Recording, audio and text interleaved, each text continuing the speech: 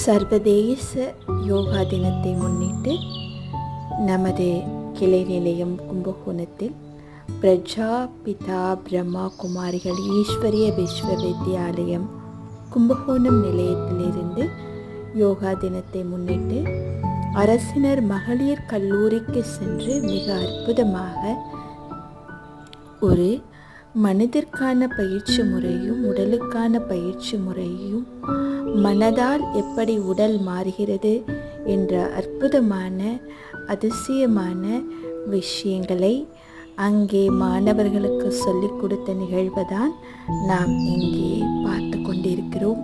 மிக மிக அற்புதமான ஒரு விஷயம் இது.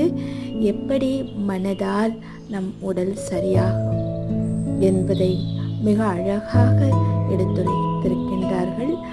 மிக அழகான தருணமாக இது இருக்கின்றது. நன்றி.